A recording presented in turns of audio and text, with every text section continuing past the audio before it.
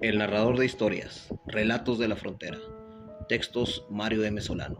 Producción Octavio Hernández. Todos los derechos reservados. Episodio número 11. La máquina. Siempre estuvo ahí, en el mismo lugar. Era una máquina de coser Singer, antigua, de las de pedal. Yo casi nunca vi coser a mi madre, pero las veces que lo hizo, la máquina hacía un sonido muy peculiar, ya que le habían adaptado una banda de cuero, unida con una grapa o alambre, no recuerdo. El asunto es que para arrancar, la banda hechiza se patinaba y la grapa hacía un sonido como clac, clac, clac, clac, muy molesto. Nunca supe cómo llegó ahí o cuándo se compró. Solo se consideraba como un mueble más de la casa. De aquella época solo queda una mesa de álamo delgada, rectangular, que aún yo conservo. En un apuro económico, como algunos que pasamos, mejor dicho, ¿quién no los tuvo? A finales de los 60, en nuestra ciudad había poco trabajo, poca industria. Se vivía del turismo y de los giros negros y algo de comercio. Pues bien, como ya dije, la gente pasaba apuros. En uno de ellos, mi madre vendió la máquina a una tía, más pudiente que nosotros, que nos visitaba a menudo o venía de compras a la vecina ciudad y aprovechaba para visitarnos. La tía en cuestión poseía un par de huertas manzaneras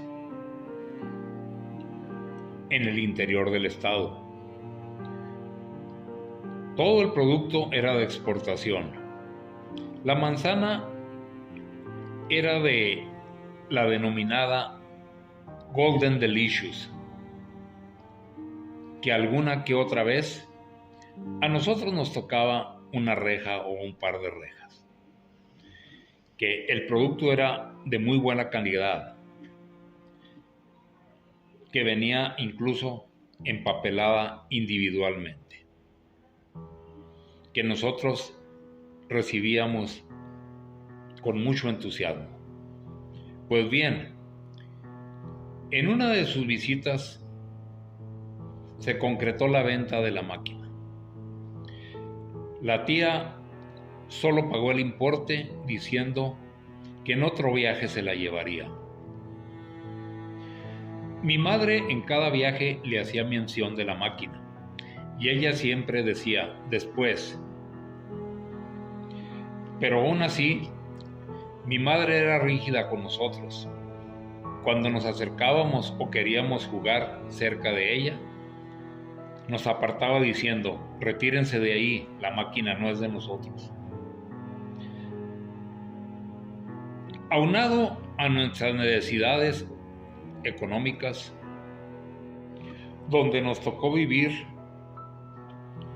al momento de llover, que por aquellas épocas llovía pocas veces, pero cuando lo hacía, parecía que el cielo se reventaba, provocando grandes inundaciones, sobre todo en nuestra cuadra, provocando que tuviéramos que hacer maniobras para que el agua no penetrara en nuestras viviendas.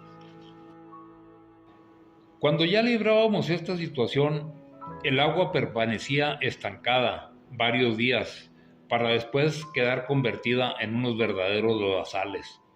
Y por último, montones de tierra, a veces